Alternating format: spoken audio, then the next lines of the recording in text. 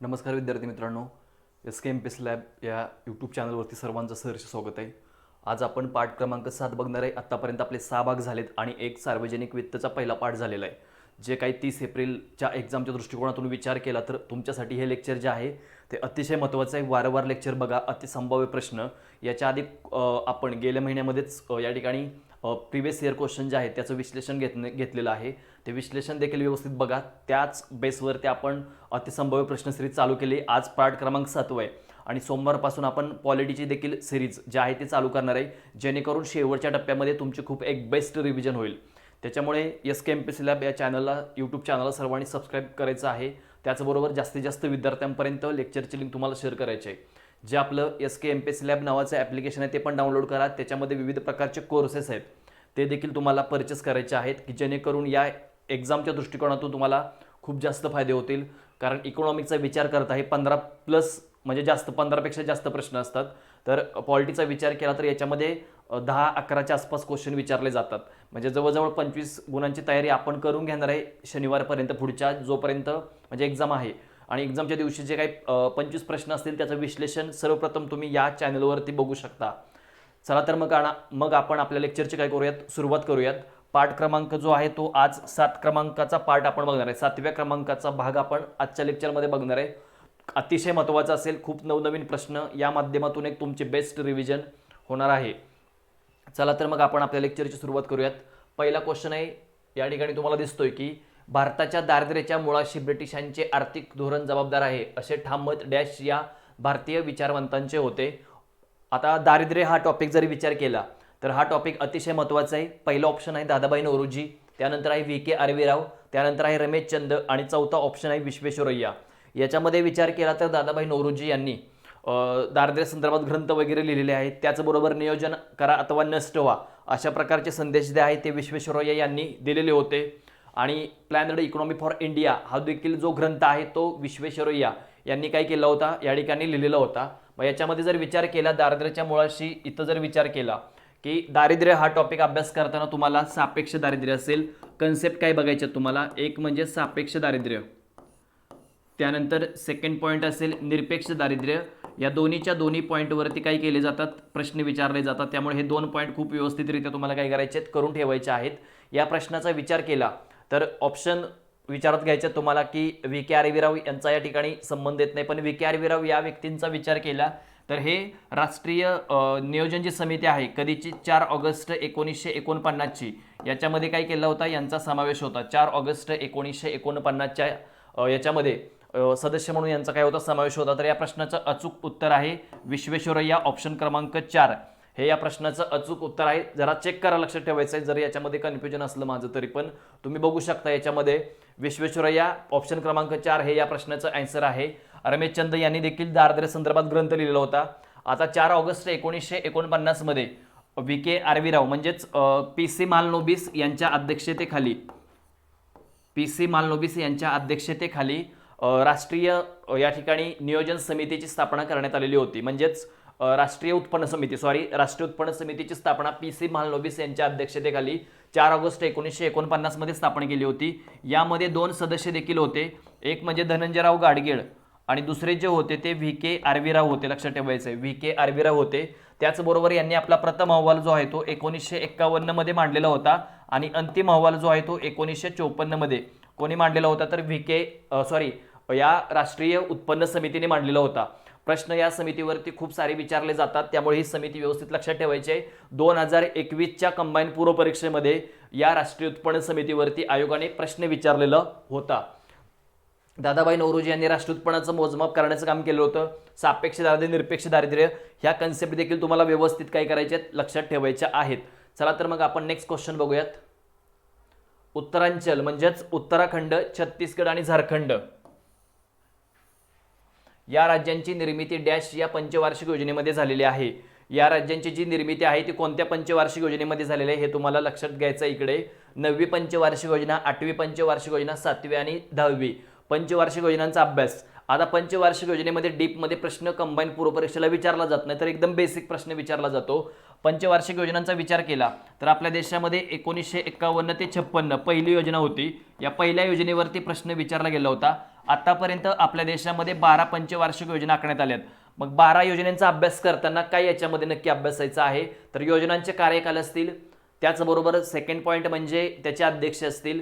Third point लक्षात ठेवायचे तो म्हणजे मुख्य भर आणि मुख्य खर्च, सर्वाधिक जो काही खर्च आहे तो कशावरती केला गेलेला आहे हे देखील तुम्हाला या टॉपिकच्या बाबतीमध्ये म्हणजे या प्रश्नाच्या बाबतीमध्ये लक्षात ठेवायचं आहे. या प्रश्नाचं अचूक उत्तर आहे पर्याय क्रमांक 1 9 उत्तर आहे लक्षात ठेवायचं. 9वी पंचवार्षिक योजना आणि योजनांच्या कार्यकालाचा विचार केला 51 ते 56. त्यानंतर आहे दुसरी योजना 56 ते 61. आता याच्यामध्ये 9व्या पंचवार्षिक कारण 2000 मध्ये स्थापना झाली या राज्यांचा विचार केला.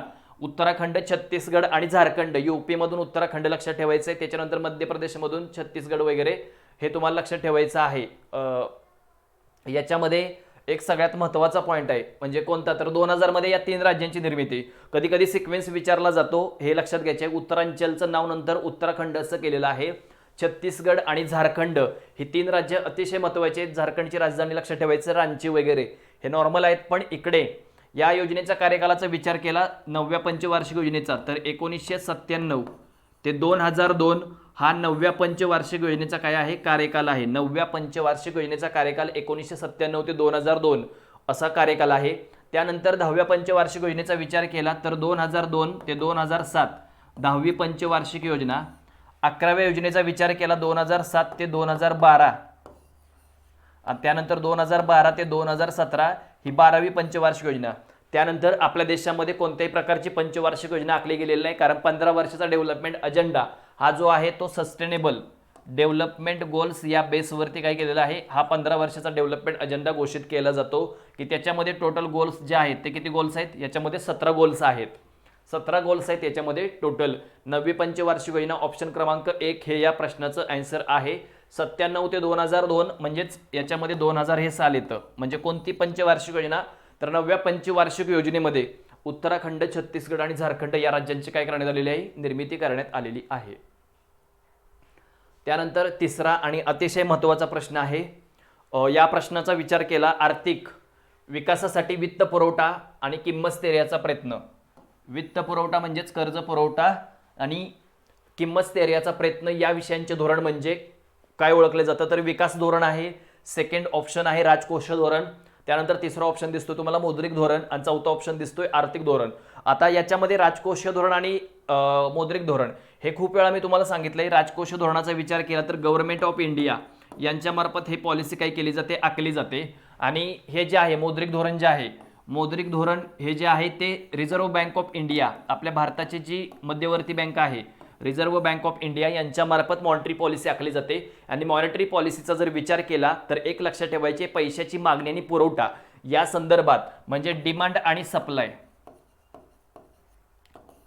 डिमांड आणि सप्लाय याचा विचार याच्यामध्ये केला जात असतो. म्हणजे जेवढी मागणी आहे तेवढाच पैशाचा काय केला जातो, पुरवठा केला जातो. त्याच्यापेक्षा जास्त जर पुरवठा केला तर अर्थव्यवस्थेमध्ये भाववाढीची परिस्थिती निर्माण होते.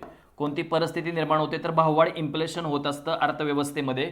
आणि त्याच्यापेक्षा जास्त पुरवठा केला तर आणि तेवढ्या प्रमाणामध्ये पुरवठा केला तर आपण भाववाढीवरती काय करू शकतो, या ठिकाणी नियंत्रण ठेवू शकतो. मग तुम्हाला या प्रश्नाचं अचूक उत्तर किंमत स्थैर्य म्हणजे स्टेबल किंमत आणि वित्त पुरवठा करण्याचं काम मॉनिटरी पॉलिसी ही महत्त्वाची पॉलिसी आहे की जी रिझर्व्ह बँक ऑफ इंडिया यांच्यामार्फत काय केली जात असते, डिक्लेअर केली जात असते. मग रिझर्व्ह बँक ऑफ इंडियाचं बेसिक त्याबद्दल तुम्हाला सर्व माहिती असलं पाहिजे की 1926 मध्ये हिल्टन यंग आयोग स्थापन झालेला होता. 1926चा एक महत्त्वाचा आयोग आहे तो म्हणजे हिल्टन यंग आयोग.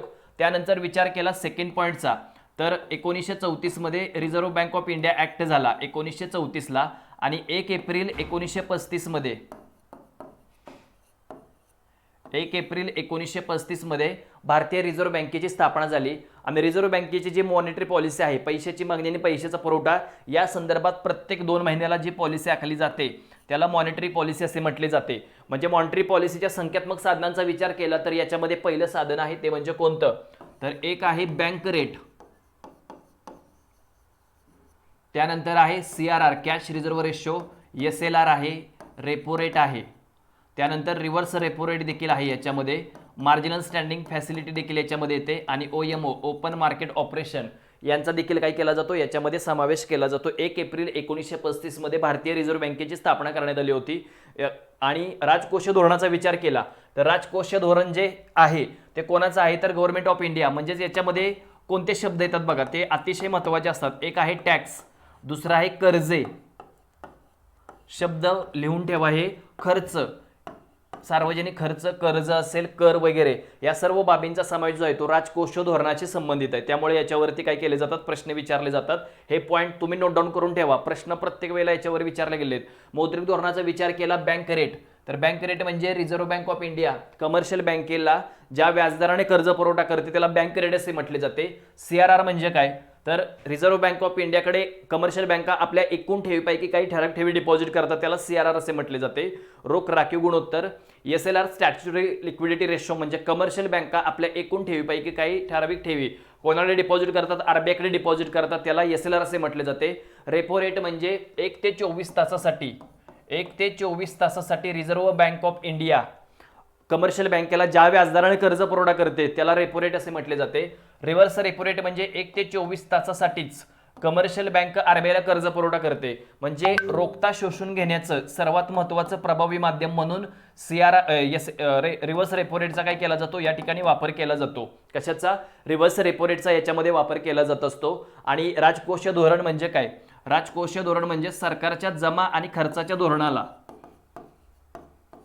सरकारचे जमा आणि खर्चाचे धोरण जे असते म्हणजे अर्थव्यवस्थेमध्ये आवश्यक परिणाम घडवून आणणे आणि अनावश्यक परिणाम दूर करणे, या संदर्भात आपल्या देशाचे जे सरकार एक धोरण आखते त्याला फिस्कल पॉलिसी म्हणजेच राजकोषीय धोरण असे म्हटले जाते. याचं देखील असतं की किंमत स्थिर वगैरे, म्हणजे अर्थव्यवस्थेमध्ये जर भाववाढ निर्माण झाली असेल, अर्थव्यवस्थेमध्ये जर भाववाढीची परिस्थिती निर्माण झाली असेल तर सरकारने खर्च काय केला पाहिजे, खर्चावरती मर्यादा आणल्या पाहिजेत, खर्च कमी केला पाहिजे.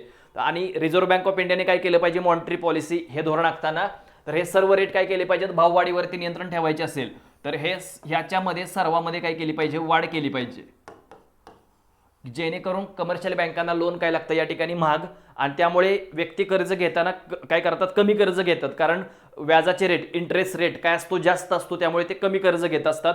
ह्या बाबी तुम्हाला या प्रश्नाच्या बाबतीमध्ये विचारात घ्यायचे आहेत. खूप महत्त्वपूर्ण प्रश्न आहे. आसपासच्या सर्व गोष्टी मी तुम्हाला सांगतोय. इथे विकास धोरण वगैरे ह्या काय बाबी इकडे येणार नाहीत. आर्थिक धोरण, विकास धोरण या बाबींचा समावेश याच्यामध्ये अजिबात केला जाणार नाही.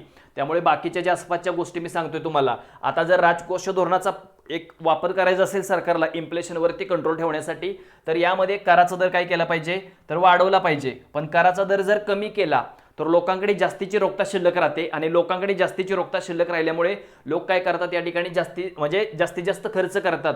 कारण टॅक्स रूपी त्यांच्याकडून तुम्ही जर कमी पैसे घेतले सरकारने तर जास्त रोखता शिल्लक राहते, लोकांची डिमांड वाढते आणि अर्थव्यवस्थेमध्ये इन्फ्लेशन म्हणजे भाववाढीची, चलनवाढीची परिस्थिती निर्माण होत असते. त्याच्यावरती कंट्रोल करायचं असेल तर कराचा दर काय केले पाहिजे, त्या ठिकाणी वाढवले पाहिजेत. लोकांची रोखता कमी होते, ऑटोमॅटिक डिमांड कमी होते, आणि डिमांड कमी झाल्यामुळे लोक काय करतात या ठिकाणी, तर मागणी कमी करून, म्हणजे मागणी कमी झाल्यामुळे या ठिकाणी लोक वस्तू आणि सेवा खरेदी करत नाहीत. अशा वेळेला आपली अर्थव्यवस्था तेजीकडून मंदीकडे जाण्याची देखील शक्यता असते.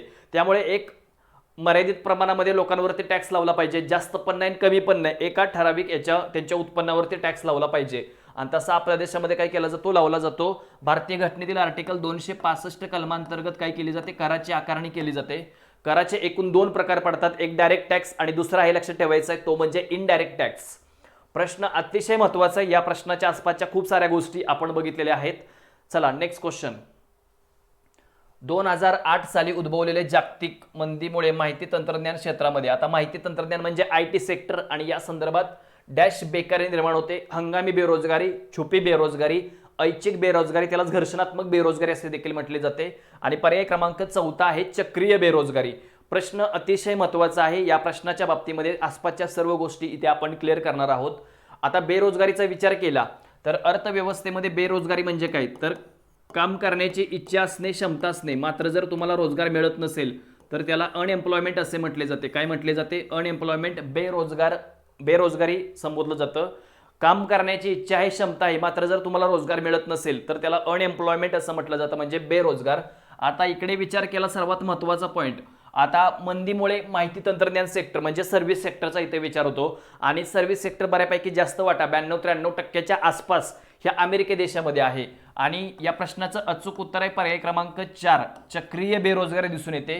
जी बेरोजगारी, आता इथं मंदी शब्द आहे, तेजी मंदीच्या कंडिशनला जी बेरोजगारी निर्माण होते त्याला लक्षात ठेवायचं आहे चक्रीय बेरोजगारी असे काय केले जाते, संबोधले जाते. चक्रीय बेरोजगारी त्याला संबोधले जात असते.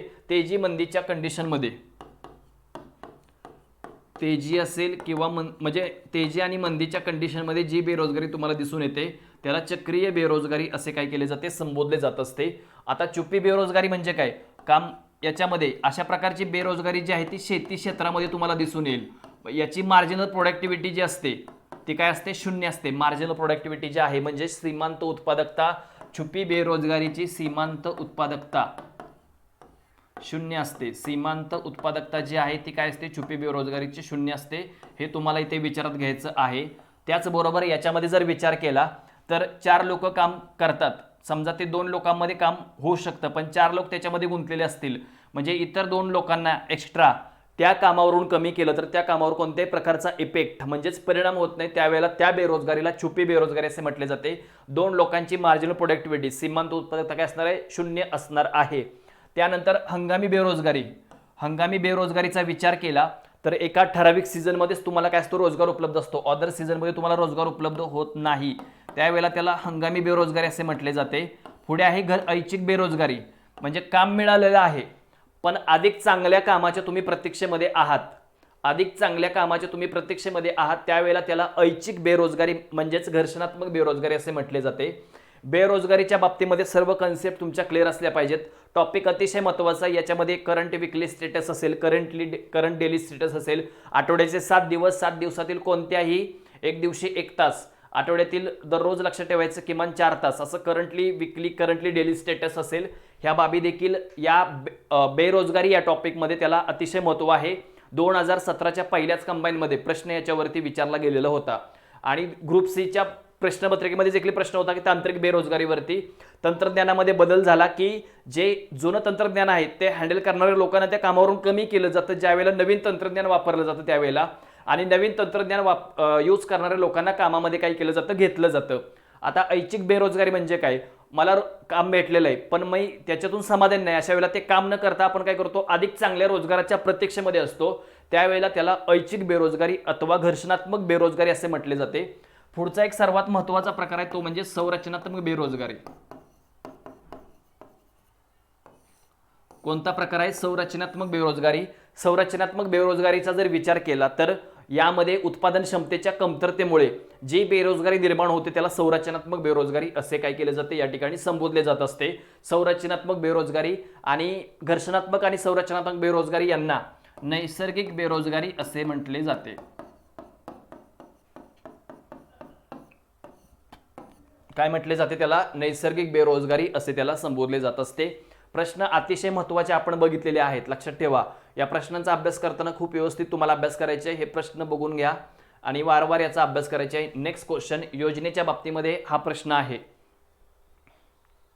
इकडे विचार केला, प्रधानमंत्री, लक्षात ठेवायचे तुम्हाला, इकडे दिसत आहेत की प्रधानमंत्री रोजगार निर्माण योजना जी आहे ती 2008 मध्ये, हा जो कार्यक्रम आहे प्रधानमंत्री हा 2008 मध्ये सुरू करण्यात आलेला होता. या कार्यक्रमांतर्गत ग्रामीण आणि शहरी भागात सूक्ष्म उद्योगांची स्थापना करण्याचा हेतू आहे. प्रधानमंत्री रोजगार योजना आणि ग्रामीण रोजगार निर्मिती कार्यक्रम या योजनेत विलीन करण्यात आलेली आहे. आता या योजनेचा, या प्रश्नाचा जर विचार केला तर प्रश्न अतिशय महत्त्वाचा आहे. ही जी योजना आहे ही 2008 ची योजना आहे, हे विधान अगदी बरोबर आहे. प्रधानमंत्री रोजगार निर्माण योजना, ग्रामीण शहरी भागात सूक्ष्म उद्योग स्थापन करणे. आता सूक्ष्म उद्योगांवरती अलीकडे जर विचार केला तर खूप सारा भर देण्यात आलाय. यासाठी प्रधानमंत्री मुद्रा योजना देखील काय केलेली आहे, निर्माण म्हणजे चालू केलेली आहे. मायक्रो युनिट्स डेव्हलपमेंट रिफायनान्स एजन्सी या योजनेअंतर्गत तुम्हाला लक्षात ठेवायचे आहे 50,000, त्याच्यानंतर असेल 50,000 ते 5 लाखापर्यंतची मदत असेल, आणि त्यानंतर लघु, किशोर आणि तरुण 5 लाख ते 10 लाखापर्यंतची मदत असेल. या अंतर्गत तुम्हाला काय केली जाते, अशा प्रकारची मदत केली जात असते. या प्रश्नाचं अचूक उत्तर आहे ऑप्शन क्रमांक 3. वरीलपैकी सर्वच्या सर्व विधाने काय बरोबर आहेत. पर्याय क्रमांक 3, प्रधानमंत्री रोजगार योजना ग्रामीण रोजगार निर्मिती कार्यक्रम या योजनेमध्ये विलीन केलेत. कोणत्या योजनेमध्ये, प्रधानमंत्री रोजगार निर्माण कार्यक्रम जो आहे 2008 मध्ये चालू केलेला होता, याच्यामध्ये ह्या 2 योजना ज्या आहेत त्या काय करण्यात आल्या, या ठिकाणी मर्ज करण्यात आलेल्या आहेत.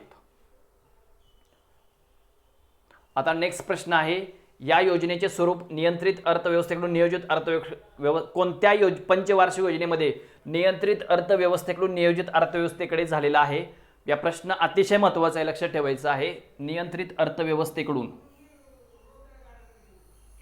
नियोजित अर्थव्यवस्थेकडे सूचक नियोजन असेल, विकेंद्रित नियोजन असेल, हे जे प्रकार आहेत ते आपण घेतलेत. पंचवार्षिक योजना याच्यामध्ये घेतलेलं होतं, जे ॲप्लिकेशनमध्ये आपलं लेक्चर झालं होतं ते. या प्रश्नाचं अचूक उत्तर आहे ऑप्शन क्रमांक 3, पर्याय क्रमांक 3 लक्षात ठेवायचे. 8 उत्तर आहे 8वी पंचवार्षिक योजना. वारंवार मी सांगतो की पंचवार्षिक योजनांचा अभ्यास करताना खूप व्यवस्थित अभ्यास करा. एकदम बेसिक इन्फॉर्मेशन तुम्हाला माहीत असली पाहिजे. 8व्या पंचवार्षिक योजनेचा विचार केला तर कार्यकाल याचा 1992 ते 1997 असा आहे. कार्यकाल काय आहे याचा? 1992 ते 1997 असा या 8व्या पंचवार्षिक योजनेचा कार्यकाल आहे. या योजनेचा विचार केला 8व्या पंचवार्षिक योजनेमध्ये 1992 मध्ये security exchange board of India सेबीला यामध्ये वैधानिक दर्जा देण्यात आला होता. त्याच्या आधी 1991चा विचार केला, कारण 1990 ते 1992 या दरम्यान पंचवार्षिक योजनांचा विचार केला तर सुट्टी होती, कारण 1990 ते 92 मध्ये इन्फ्लेशनचा रेट खूप हाय होता. त्यानंतर सेकंड पॉईंट लक्षात ठेवायचे तुम्हाला, इन्फ्लेशन म्हणजेच महागाईचा दर जास्त होता. याच्यामध्ये बॅलन्स ऑफ पेमेंट क्रायसिस याच्यामध्ये प्रचंड प्रमाणामध्ये निर्माण झाले होते. बॅलन्स ऑफ पेमेंट क्रायसिस असतील. आणि तिसरा सर्वात महत्त्वाचा पॉईंट म्हणजे यामध्ये एक लक्षात ठेवायचं आहे की ऑइल शॉक वगैरे, म्हणजे तेलाच्या किमतीमध्ये वगैरे प्रचंड वाढ झालेली होती या दरम्यान. 90 ते 92 या दरम्यान 400% काहीतरी किमती वाढलेल्या होत्या. 1991 हे साल देखील महत्त्वाचं आहे, कारण खाजगीकरण, जागतिकीकरण आणि उदारीकरण LPG प्रतिमान याच्यामध्ये होतं. टॅक्स संदर्भात सुधारणा याच्यामध्ये झाल्या होत्या. कर संदर्भाच्या सुधारणा असतील याच्यामध्ये झाल्या होत्या. आणि आपली अर्थव्यवस्था जी आहे ती 8वी पंचवार्षिक योजना नियंत्रित अर्थव्यवस्थेकडून नियोजित अर्थव्यवस्था झालेली आहे. ज्या योजना वगैरे या पंचवार्षिक योजनेमध्ये असतात त्या अतिशय महत्त्वाच्या असतात. गंगा कल्याण योजना असेल, दशलक्ष विहिरी योजना असेल, त्यानंतर बऱ्याच योजना आहेत. त्या योजनांचा अभ्यास करा. पंचवार्षिक योजनेमध्ये ज्या काही योजना दिलेल्या आहेत ना त्याचा एक परफेक्ट बेस आपला तयार करा, जेणेकरून योजनेची डेट किंवा मुख्य उद्देश किंवा ती योजना चालू कधी झाली याच्यावरती प्रश्न विचारले जातात. आणि करंटचा अभ्यास करताना देखील चालू घडामोडीमध्ये योजनांचा अभ्यास खूप व्यवस्थित करायचा आहे. प्रधानमंत्री बऱ्याच योजना आहेत, प्रधानमंत्री यांच्या नावाने खूप साऱ्या योजना चालू केल्यात रिसेंटली. त्या देखील मागच्या 1, 2, 3 वर्षातल्या योजना बघायच्या आहेत. फक्त 12 महिन्यातल्या योजना नाही तर मागच्या कमीत कमी 3 ते 4 वर्षापर्यंतच्या ज्या काही महत्त्वाच्या योजना आहेत त्या तुम्हाला व्यवस्थित या ठिकाणी बघायच्या आहेत. सेबी अतिशय महत्त्वाचा पॉईंट आहे सेबीचा. 1988 मध्ये सेबीची स्थापना JS पटेल समितीच्या शिफारसीनुसार आणि 1992 मध्ये सिक्युरिटी एक्सचेंज बोर्ड ऑफला म्हणजेच सेबीला वैधानिक दर्जा देण्यात आला होता. म्हणजेच शेअर मार्केटमध्ये जी काय आपली इन्व्हेस्टमेंट होत असते त्या इन्व्हेस्टमेंटचा जर विचार केला तर त्याच्या संदर्भात काय करणे या ठिकाणी बऱ्यापैकी सपोर्ट करण्याचं काम जे आहे ते सेबी अंतर्गत केलं जात असतं. म्हणजेच शिक्षण, प्रशिक्षण वगैरे ह्या सर्व गोष्टी तुम्हाला देण्याचं काम या SEBI security exchange board of India यांच्या मार्फत काय केलं जात असतं. ज्यामुळे सरकारला देणी निर्माण होत नाहीत असे उत्पन्न म्हणजे कोणते? आता यासाठी तुमचा सार्वजनिक वित्त टॉपिक खूप चांगला असला पाहिजे. कालच्या लेक्चरमध्येच आपण सार्वजनिक वित्तचा पहिला पार्ट क्लिअर केलेला आहे. तो लेक्चर सगळ्यांनी व्यवस्थित बघून घ्यायचा आहे. देणी निर्माण होत नाहीत असे उत्पन्न म्हणजे कोणते उत्पन्न असते? 1 भांडवली, 2 आहे महसूल, 3 नंबरला आहे दोन्ही पण, आणि पर्याय क्रमांक 4 आहे यापैकी नाही. आता अर्थसंकल्पाचा विचार केला तर महसुली जमा, महसुली खर्च या 2 बाबींचा विचार केला जातो. महसुली त्याच्यामध्ये जमा आणि खर्च असेल, या 2 बाबींचा काय केला जातो याच्यामध्ये विचार केला जात असतो. जमा आणि खर्चाचा काय केला जात असतो याच्यामध्ये विचार केला जात असतो. त्याचबरोबर भांडवलाचा विचार केला, भांडवली खर्चाचा म्हणजे भांडवली अर्थसंकल्पाचा, तर भांडवली जमा आणि भांडवली खर्च देखील या दोन्ही बाबींचा काय केला जातो याच्यामध्ये विचार केला जात असतो. भांडवली जमा आणि भांडवली खर्च. आता जमेचा विचार जमेमध्ये केलं महसुली तर याच्यामध्ये 2 पॉईंट येतात. एक टॅक्स रेव्हेन्यू आणि दुसरा आहे नॉन टॅक्स रेव्हेन्यू. या 2 बाबींचा काय केला जातो याच्यामध्ये विचार केला जात असतो. कर उत्पन्न, करेतर उत्पन्न, ज्या मार्गाने ज्या काही बाबी जमा होत असतात ते नॉन टॅक्स असतं. म्हणजे याच्यामध्ये काय येत असतं? व्याज असेल, त्याच्यानंतर लाभांश असेल आणि त्यानंतर नफा असेल. या बाबींचा याच्यामध्ये विचार केला जात असतो. तर टॅक्समध्ये काय? डायरेक्ट टॅक्स आणि इनडायरेक्ट टॅक्स या बाबींचा याच्यामध्ये विचार केला जात असतो. खर्चाचा विचार केला तर खर्च जो आहे कशावर होत असतो? अनुदाने, अतिशय महत्त्वाचा घटक प्रश्न याच्यावरती विचारले जातात. अनुदानावरती खर्च केला जातो, त्याचबरोबर यामध्ये नागरी खर्च असेल, नागरी प्रशासनावरचा खर्च असेल, याच्यावरती देखील खर्च केला जातो. भांडवली जमेमध्ये जर विचार केला, कर्ज घेणे किंवा दिलेलं कर्ज काय करणे, या ठिकाणी रिटर्न घेणे, यांचा देखील याच्यामध्ये विचार केला जात असतो. पेन्शन फंड असेल, त्यानंतर प्रोव्हिडंट फंड असेल, या सर्वांचा समावेश भांडवली जमेमध्ये होतो. खर्चाचा विचार केला म्हणजे तुम्हाला देणी निर्माण होत नाहीत असे उत्पन्न म्हणजे कोणते, तर महसूल. या प्रश्नाचं अचूक उत्तर आहे ऑप्शन क्रमांक सेकंड. अगदी बरोबर आहे सर्वांचं, ऑप्शन क्रमांक सेकंड या प्रश्नाचा आन्सर आहे. खर्चाचा जर विचार केला तर लक्षात ठेवायचं, इकडे खर्च, एखाद्याला कर्ज देणे, घेतलेलं कर्ज काय करणे, रिटर्न करणे, या सर्व बाबींचा समावेश काय होतो, याच्यामध्ये होत असतो. या देखील बाबी तुम्हाला काय करायच्यात, व्यवस्थित विचारात घ्यायच्या आहेत. ज्यामुळे सरकारला देणी निर्माण होत नाहीत असे उत्पन्न म्हणजे कोणते, तर महसूल. महसूल फक्त याच्या इन्कमचा विचार केला तर direct tax, indirect tax. Direct टॅक्समध्ये प्रत्यक्ष कराचा विचार केला तर याच्यामध्ये जे काही टॅक्स आहेत, इन्कम टॅक्स असेल, कॉर्पोरेशन टॅक्स असेल, संपत्ती कर, मालमत्ता कर, वारसा कर, याच्या मार्गाने जे काही जमा होतं याच्यातले बरेच टॅक्स काय झाले त्या ठिकाणी बंद झालेले आहेत. हे जमा जे काय होतं ते भांडवली महसुली जमा असते. आणि भांडवली जमेचा विचार केला, आरबीआयकडून कर्ज घेणे किंवा एखाद्या विकास वित्तीय संस्थेकडून कर्ज घेणे, ही गव्हर्नमेंटची भांडवली जमा असते.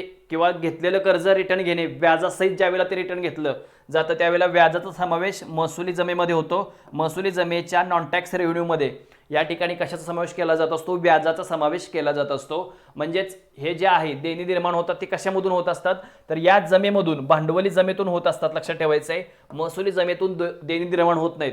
त्यामुळे यापैकी नाही, ऑप्शन कट होणार, दोन्हीच्या दोन्ही कट होणार. हे कारण भांडवलीचा होतो, त्यामुळे या प्रश्नाचं उत्तर आहे देणी निर्माण होत नाहीत म्हणजे महसूल.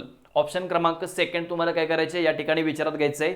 अतिशय महत्त्वाचा प्रश्न आहे, याच्यावरती प्रश्न येऊ शकतो. हे भांडवली जमा, हे जे स्ट्रक्चर सांगितले तुम्हाला बजेटचं, हे खूप व्यवस्थित करायचे आहे. महसुली जमा, महसुली खर्च, भांडवली जमा, भांडवली खर्च. येणारे प्रश्न आहेत हे वारंवार मेन्सला वगैरे जर तुम्ही बघितले, एसटीचे पेपर चेक करा किंवा राज्यसेवा जेएसचा पेपर क्रमांक 14 चेक करा. याच्यावरती हे खूप सारे प्रश्न काय केले ते या ठिकाणी विचारले गेलेले आहेत. ज्या वेळेला या जमेपेक्षा, भांडवली जमेपेक्षा भांडवली खर्च जास्त असतो त्यावेळेला अर्थव्यवस्थेमध्ये जी तूट निर्माण होते त्याला भांडवली तूट असे म्हटले जाते. काय म्हटले जाते, त्याला भांडवली तूट म्हटले जाते. आणि महसुली जमेपेक्षा महसुली खर्च जास्त होतो त्यावेळेला त्याला अर्थव्यवस्थेमध्ये रेव्हेन्यू डेफिसिट म्हणजेच महसुली तूट असे त्याला संबोधले जाते. आणि ज्या वेळेला या दोन्ही पण तूट असतात त्यावेळेला त्याला राजकोषीय तूट असे म्हटले जाते. फिस्कल डेफिसिट आणि राजकोषीय तुटीमुळे अर्थव्यवस्थेमध्ये चलनवाढीची परिस्थिती निर्माण होत असते. काय होत असते, भाववाढ होत असते.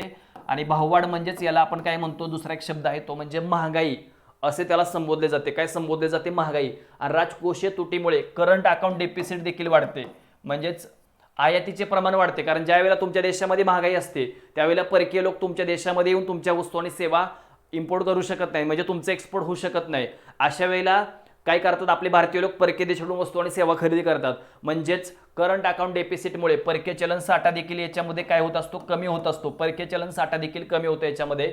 परकीय चलन साठा कमी म्हणजे भाववाढ, इन्फ्लेशन होणार आहे. आपला रुपया देखील या ठिकाणी घसरणार आहे. या कंडिशनमुळे आयात वाढल्यामुळे आणि निर्यात वाढल्यामुळे आपल्या देशाचा रुपया स्ट्रॉंग होतो. आणि निर्यात वाढण्यासाठीच या ठिकाणी भारत सरकारने या ठिकाणी 1949 मध्ये, त्यानंतर 1966 मध्ये आणि 1991 मध्ये आपल्या रुपयाचं काय केलं होतं, डिव्हॅल्युएशन केलं होतं. याचा मुख्य उद्देश होता की परकीय चलन साठ्यामध्ये काय झाली पाहिजे, वाढ झाली पाहिजे.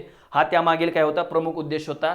हे तुम्हाला काय करायचं इथे विचारात घ्यायचे. खूप महत्त्वपूर्ण प्रश्न आहे, वारंवार याच्यावरती प्रश्न विचारले गेलेले आहेत. त्यामुळे या प्रश्नांचा अभ्यास खूप व्यवस्थित करायचे तुम्हाला. नेक्स्ट क्वेश्चन अतिशय महत्त्वाचा प्रश्न आहे.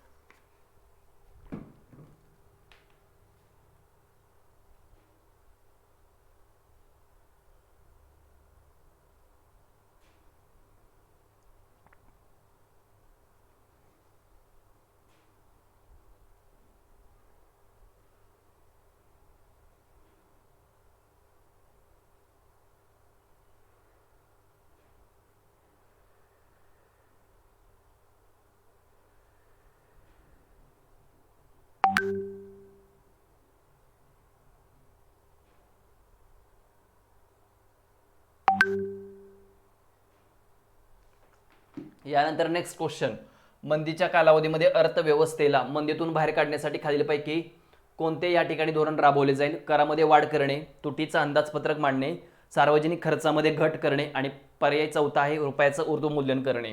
तर या प्रश्नाचा विचार केला, मंदीच्या कालावधीमध्ये अर्थव्यवस्था मंदीतून बाहेर काढायची असेल तर तुम्हाला काय केलं पाहिजे? करामध्ये वाढ करून चालणार आहे का? तर नाही चालणार. तुम्हाला करामध्ये वाढ केली तर अर्थव्यवस्था अजून मंदीत जाईल आणि एकतर लोकांकडे पैसा नाही आणि तोच जर तुम्ही शोषण करून घेत असाल तर लोकांची मागणी अजून कमी होईल आणि अर्थव्यवस्था अधिक तीव्र मंदीमध्ये जाईल. त्यानंतर तुटीचं अंदाजपत्रक मांडणे हे याच्यामध्ये येऊ शकतं, कारण एकूण जमेपेक्षा खर्च जास्त करणे कधी पण चांगलं आहे, लक्षात ठेवायचं आहे. अंदाजपत्रकाचे एकूण प्रकार असतात 3. एक आहे लक्षात ठेवायचं आहे बॅलन्स्ड बजेट, त्यानंतर सेकंड आहे लक्षात ठेवायचं आहे तुम्हाला डेफिसिट बजेट आणि थर्ड आहे याच्यामध्ये सरप्लस बजेट. या तिन्ही अर्थसंकल्पाचा विचार केला. बॅलन्स्ड बजेट म्हणजे जमा आणि खर्च याच्यामध्ये जो असतो तो काय असतो? या ठिकाणी समान असतो. डेफिसिट बजेटमध्ये जमेपेक्षा खर्चाचे प्रमाण काय असते? याच्यामध्ये जास्त असते. इकडे इक्वल आहे, लक्षात ठेवायचं आहे. आणि इकडे जमेपेक्षा खर्चाचे प्रमाण जे आहे ते काय असते? याच्यामध्ये कमी असते. इकडे जमेपेक्षा खर्चाचे प्रमाण कमी असते. सार्वजनिक खर्चात नाही, उलट वाढ केली पाहिजे, त्यामुळे येत नाही. रुपयाचं अवमूल्यन केलं पाहिजे, लक्षात ठेवायचं आहे. याच्यामध्ये जर विचार केला तर पर्याय क्रमांक सेकंड तुटीचं अंदाजपत्रक मांडणे हे या प्रश्नाचं आन्सर आहे. पर्याय क्रमांक सेकंड तुटीचं अंदाजपत्रक मांडणे. मंदीच्या कालावधीमध्ये अर्थव्यवस्था जर तुम्हाला मंदीतून बाहेर काढायची असेल तर जमेपेक्षा खर्च जास्त करा. अर्थव्यवस्थेमध्ये काय झाला पाहिजे? पैसा जास्त आला पाहिजे, हे महत्त्वाचा उद्देश आहे. आणि पैसा केव्हा जास्त येऊ शकतो? एक म्हणजे तुटीचं अंदाजपत्रक मांडल्यामुळे, 2 करामध्ये घट केल्यामुळे, 3 सार्वजनिक खर्चामध्ये वाढ केल्यामुळे आणि रुपयाचं डिव्हॅल्युएशन केल्यामुळे. ऊर्ध्वमूल्यन म्हणजे तुम्ही तुमच्या पैसा महाग करताय.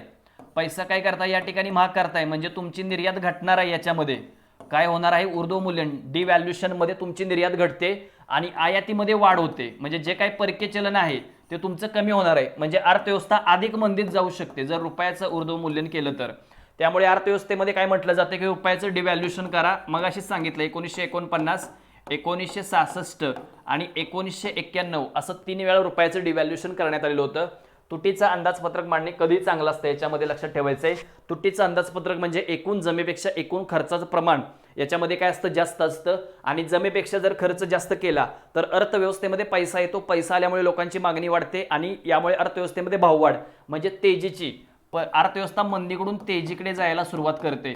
पण आपल्याला काय साधायचे? बॅलन्स साधायचे. अर्थव्यवस्था तेजीमध्ये पण नाही जास्त गेली पाहिजे, तीव्र आणि मंदीमध्ये पण नाही गेली पाहिजे. यासाठी बॅलन्स साधायचा असेल तर तुम्हाला आरबीआयची मॉनिटरी पॉलिसी महत्त्वाची असते आणि या ठिकाणी सगळ्यात महत्त्वाचं सरकारची फिस्कल पॉलिसी महत्त्वाची असते. ह्या 2 पॉलिसी बॅलन्स साधण्याचं काम, अर्थव्यवस्थेला बॅलन्स साधण्याचं काम या ठिकाणी या 2 पॉलिसी करत असतात. एक मौद्रिक धोरण आणि दुसरं जे आहे ते राजकोषीय धोरण करत असतं. मॉनिटरी पॉलिसी आणि फिस्कल पॉलिसी बॅलन्स साधण्याचं काम करत असतात. तुटीचं अंदाजपत्रक मांडणे म्हणजे इथं लक्षात ठेवायचे फिस्कल पॉलिसी असणार आहे. कुठली असणार आहे? फिस्कल पॉलिसी इकडे असेल, इकडे पण फिस्कल पॉलिसी असणार आहे. कारण कर, सार्वजनिक खर्च, ऊर्ध्वमूल्यन सगळ्या इथं फिस्कल पॉलिसीचे विधान आहेत. ही सर्वच्या सर्व काय केलं पाहिजे? सरकारने काय केलं पाहिजे? करामध्ये घट केली पाहिजे, तुटीचं अंदाजपत्रक मांडलं पाहिजे, सार्वजनिक खर्चामध्ये वाढ केली पाहिजे आणि रुपयाचं अवमूल्यन केलं पाहिजे. जर अर्थव्यवस्थेमध्ये बॅलन्स साधायचा असेल तर एक ठराविक प्रमाणामध्ये या गोष्टी करणे आवश्यक आहे. जास्त पण नाही आणि कमी पण नाही. या गोष्टी ठराविक प्रमाणामध्ये झाल्या तर अर्थव्यवस्थेमध्ये या ठिकाणी बॅलन्स साधला जाऊन अर्थव्यवस्थेचा जीडीपी वाढू शकतो. ग्रॉस डोमेस्टिक प्रोडक्ट, देशाच्या सीमांतर्गत भागामध्ये सर्व उत्पादन संस्थांनी उत्पादित केलेल्या वस्तू व सेवा यांचे पैशातील अंतिम मूल्य म्हणजे ग्रॉस डोमेस्टिक प्रोडक्ट जर बॅलन्स साधायचा असेल तर अर्थव्यवस्थेमध्ये लक्षात ठेवायचे जीडीपी वाढवायचा असेल तर या गोष्टी एक मर्यादित प्रमाणामध्ये करणे, जास्त पण नाही आणि कमी पण नाही, एका ठराविक लेवलला करणे. यासाठी जी पॉलिसी सरकार आखते त्याला राजकोषीय पॉलिसी म्हणजे राजकोषीय धोरण असे त्याला काय केले जाते या ठिकाणी संबोधले जात असते. खूप सोप्या भाषेमध्ये आपण इकॉनॉमिक्स घेतो, एवढ्या चांगल्या ह्याच्यामध्ये तुम्हाला ओव्हरऑल अख्ख्या महाराष्ट्रामध्ये कोण सांगणार नाही.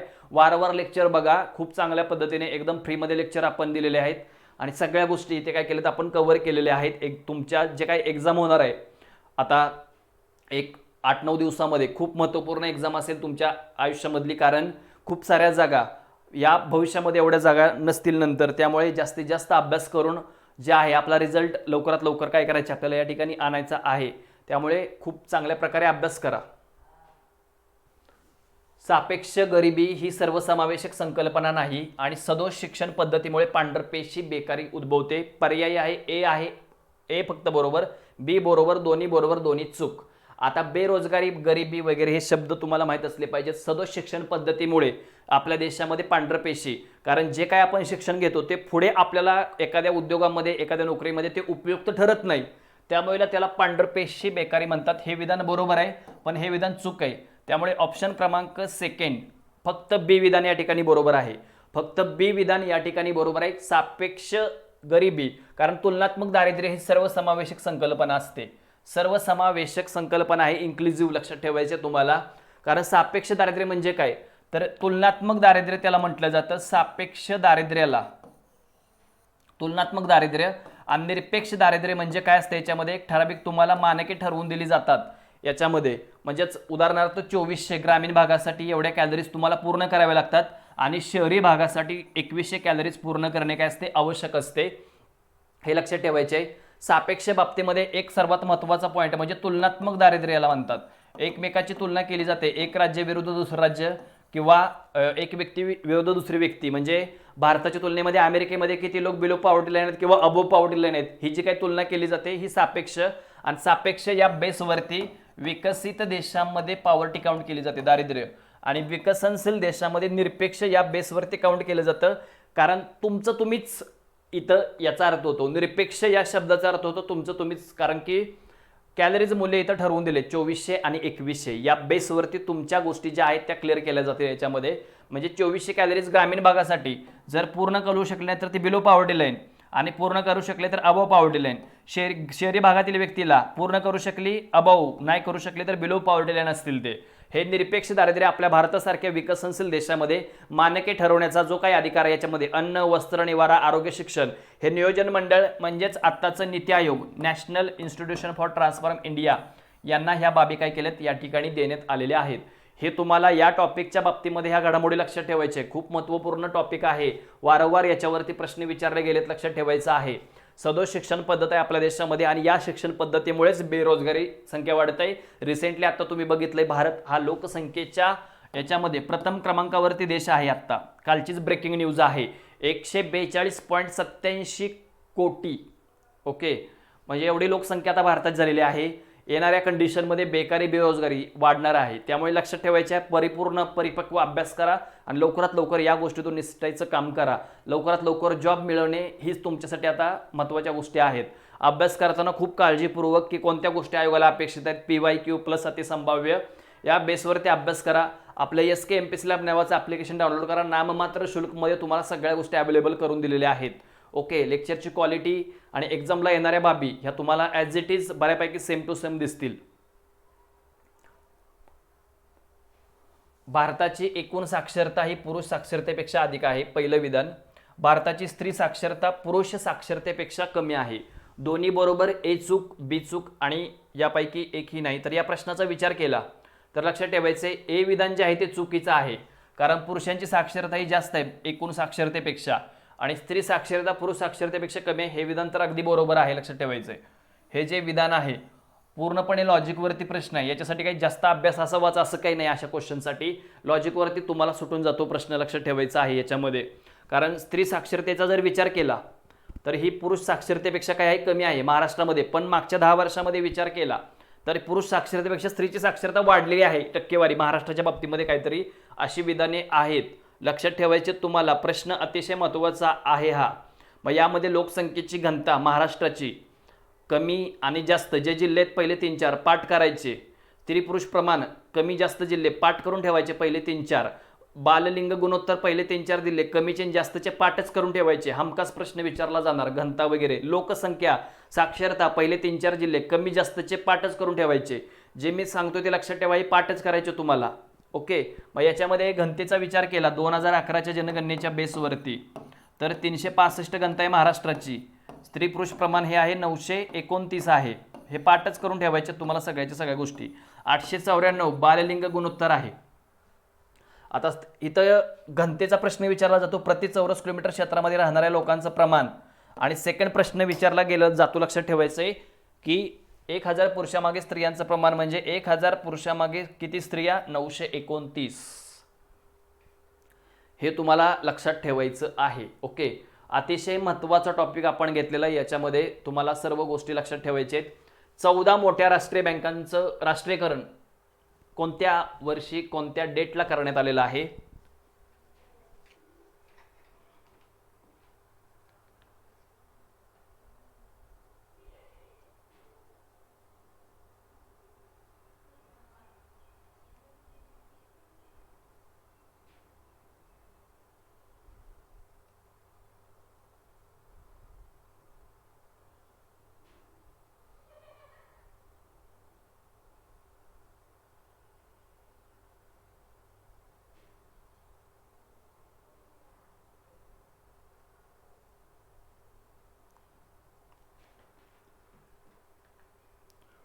14 मोठ्या बँकांचं राष्ट्रीयकरण.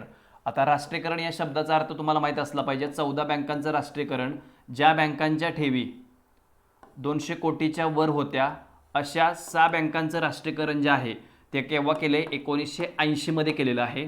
याच्यामध्ये सर्वाधिक ठेवी होत्या देना बँक आणि सर्वात कमी ठेवी होत्या विजया बँकेच्या. 14 बँकांचं राष्ट्रीयकरण 1969 मध्ये झालेलं आहे. 1969 मध्ये 14 बँकांचं राष्ट्रीयकरण झालेलं आहे. ज्यांच्या ठेवी 50 कोटीच्या वर होत्या अशा 14 बँकांचं राष्ट्रीयकरण करण्यात आलेलं आहे. याचा जर विचार केला, सर्वाधिक ठेवी सेंट्रल बँक ऑफ इंडियाच्या आणि सर्वात कमी ठेवी बँक ऑफ महाराष्ट्र यांच्या सर्वात कमी ठेवी होत्या. तर या प्रश्नाचं अचूक उत्तर आहे 19 जुलै 1969, ऑप्शन क्रमांक 1, 14 बँकांचं राष्ट्रीयकरण. आणि 1980 मध्ये 6 बँकांचं राष्ट्रीयकरण करण्यात आलं होतं. त्याच्या आधी 1 जानेवारी 1949 मध्ये सर्वप्रथम आपल्या भारतामध्ये भारतीय रिझर्व्ह बँकेचं काय केलेलं राष्ट्रीयकरण केलेलं आहे आणि त्याच्या ठेवी 5 कोटीच्या होत्या. राष्ट्रीयकरणानंतर पण ठेवी 5 कोटीच्याच होत्या. या बँकेच्या ठेवी ज्या आहेत त्या 5 कोटीच्याच होत्या. आता राष्ट्रीयकरण, विलिनीकरण या सगळ्या गोष्टी तुमच्या क्लिअर असल्या पाहिजेत. राष्ट्रीयकरण म्हणजे ती बँक काय केली जाते? सरकारच्या मालकीची केली जाते. खाजगी भागभांडवलधारकांचे जे आहेत शेअर्स रिटर्न करून बँक काय होते? सरकारच्या मालकीची. सरकार ज्या वेळेला करते त्यावेळेला त्याला राष्ट्रीयकरण म्हणतात. आणि ज्यावेळेला एखादी बँक काय केली जाते? स्ट्रॉंग बँकेमध्ये मर्ज केली जाते त्यावेळेला त्याला विलिनीकरण असे म्हटले जाते. काय म्हटले जाते? विलिनीकरण. रिसेंटली 10 बँकांच्या 4 बँका तयार केल्यात. Dena bank, Vijaya bank, bank of बडोद्यामध्ये मर्ज केलेली आहे. त्याच्या आधी जर विचार केला 13 ऑगस्ट आणि 26 ऑगस्ट, 13 ऑगस्ट 2008 मध्ये सौराष्ट्र आणि 26 ऑगस्ट 2010 मध्ये बँक ऑफ इंदोर ज्या आहेत त्या SBI स्टेट बँक ऑफ इंडियामध्ये काय करण्यात आले आहेत? मर्ज करण्यात आलेले आहेत. यावर देखील प्रश्न विचारले गेलेत. त्यामुळे हे प्रश्न खूप व्यवस्थित तुम्हाला करून ठेवायचे आहेत. राष्ट्रीयकरण, विलिनीकरण ह्या सगळ्या घडामोडी तुमच्या क्लिअर असल्या पाहिजे. त्याच्यामध्ये 14 सर्वात मोठ्या बँका ज्यांच्या ठेवी 50 कोटीच्या वर होत्या. मग याच्यामध्ये 1806 मध्ये बँक ऑफ बेंगॉल असेल, 1840 मध्ये बँक ऑफ बॉम्बे आणि 1843 मध्ये बँक ऑफ मद्रास. या 3 बँकातून 1921 मध्ये इम्पेरियल बँक आणि इम्पेरियल बँकेतून 1955 मध्ये स्टेट बँक ऑफ इंडियाची काय केली? स्थापना केलेली आहे. SBI स्टेट बँक ऑफ इंडियाची याच्यामध्ये स्थापना करण्यात आली होती. अतिशय महत्त्वपूर्ण प्रश्न या ठिकाणी आपण कव्हर केलेत आजच्या लेक्चरमध्ये. लेक्चर वारंवार बघा. सर्वांनी चॅनलला सबस्क्राईब आणि लेक्चरला लाईक करायचं आहे. अतिशय महत्त्वपूर्ण लेक्चर तुमच्यासाठी या ठिकाणी उपलब्ध करून दिलेत एक्झामच्या दृष्टिकोनातून. जी एक्झाम 30 एप्रिल आता होणार आहे. त्यामुळे जास्तीत जास्त विद्यार्थ्यांपर्यंत लेक्चर शेअर करायचे तुम्हाला. नक्कीच तुम्हाला या अतिसंभाव्य प्रश्न सिरीजचे फायदे होणार 100%. लिहून ठेवा. चालेल, जाता जाता लाईक करा सर्वांनी. थांबूया तिथे आपण. धन्यवाद.